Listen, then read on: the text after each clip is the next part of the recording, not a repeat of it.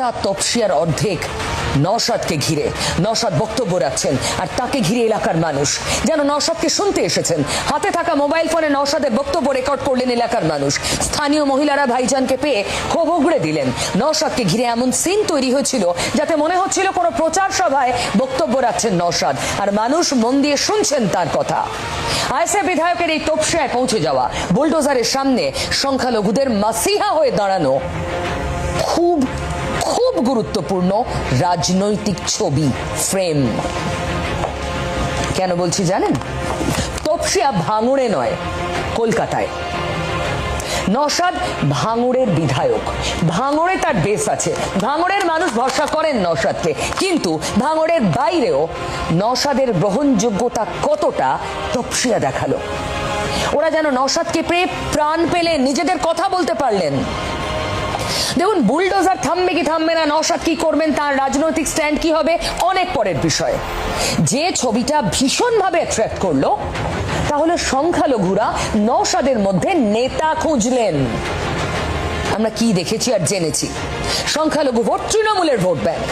ওরা তৃণমূল মানে মমতা ব্যানার্জিকে মাসিহা মনে করে। এই ভোট প্রমাণ করেছে করে না। আগে এপিসোড যারা রোজ দেখেন তারা জানেন আমি দেখিয়েছিলাম মুসলিমরা মুখ ফেরালো, তাই সিদ্দিকুল্লাহ চৌধুরীকে হারতে হলো তৃণমূলের প্রতিনিধি হয়ে। কিন্তু তপসিয়া দেখালো নওশাদ সিদ্দিকিতে ভরসা সংখ্যালঘু জনতার।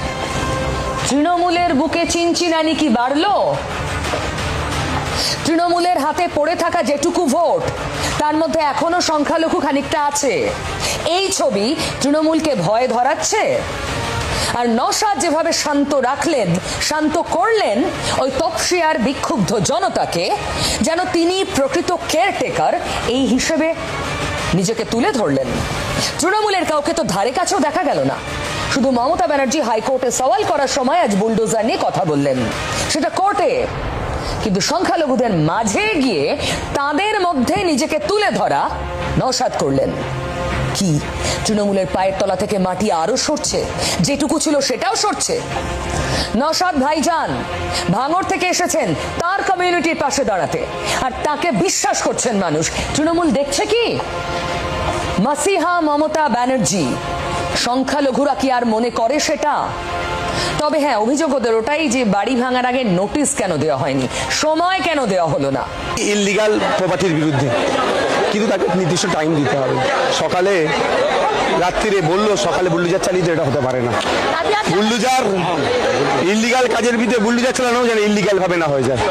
দেখুন, বিজেপির কাছে বুলডোজার সুশাসনের প্রতীক, বিজেপির কাছে বুলডোজার কঠোর অনুশাসনের প্রতীক। বুলডোজার চালানো মানে বিজেপি মেসেজটা লাউড এন্ড ক্লিয়ারলি দিচ্ছে, রেয়াত নয়। নওশাদ সিদ্দিকী তরুণ নেতা, হ্যাঁ তার গ্রহণযোগ্যতা আছে, প্রমাণিত। কিন্তু বুলডোজারের বিরুদ্ধে লড়াই হবে নাকি? সেই লড়াইয়ের মুখ নওশাদ হবেন নাকি? যদি বলি টু আর্লি টু কমেন্ট, তাহলে ঠিকই বলছি। তবুও বুলডোজার নীতি চলতে থাকলে আজকের তপসিয়ার ছবি যা